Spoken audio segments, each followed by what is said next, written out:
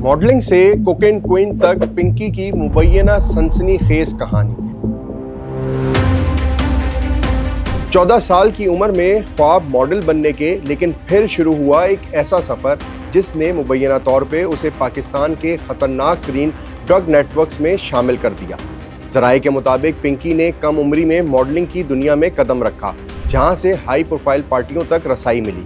इन्हीं पार्टियों में उसकी मुलाकात ऐसे वकील से हुई जो मुबैना तौर के ऊपर इंटरनेशनल कोकेन नेटवर्क से जुड़ा हुआ था।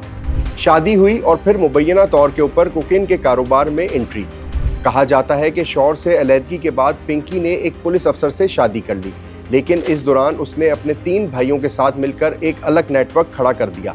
हैरानकुन इंकशाफ ये भी सामने आया कि उसने इंटरनेट से कोक बनाना सीखा। इब्तिदा में नाकामी और भारी नुकसान के बाद मुबैना तौर पर वो इस काम में माहिर हो गई। फिर आया असल टर्निंग पॉइंट। पिंकी ने मुबैना तौर के ऊपर अपनी कोकेन का एक बड़ा ब्रांड मुतारिफ करा दिया, जो पार्टी सर्कल्स में तेजी से मशहूर होने लगा। लाहौर से कराची तक एक खुफिया सप्लाई चेन कायम की गई, जहां खवातीन के जरिए ट्रेन और बसों में पैकेट के जरिए कोकेन कराची भेजी जाती और ऑनलाइन बाइक राइडर्स वो माल मुख्तलिफ डीलर्स तक पहुंचाते थे। ज़राए का दावा है कि इस पूरे नेटवर्क में एक शख्स दूसरे को नहीं जानता था, ताकि पकड़े जाने का खतरा कम रहे। अदायगियां बैंक अकाउंट्स के जरिए की जाती थी, जबकि कराची की पोश पार्टियों में मुबैना सप्लाई भाई की गर्लफ्रेंड के जरिए होती थी। 5 साल कबल पंजाब पुलिस ने मुबैना तौर के ऊपर पिंकी को गिरफ्तार किया, मगर करोड़ों रुपए रिश्वत लेकर छोड़ने की खबरें भी गर्दिश करती रहीं।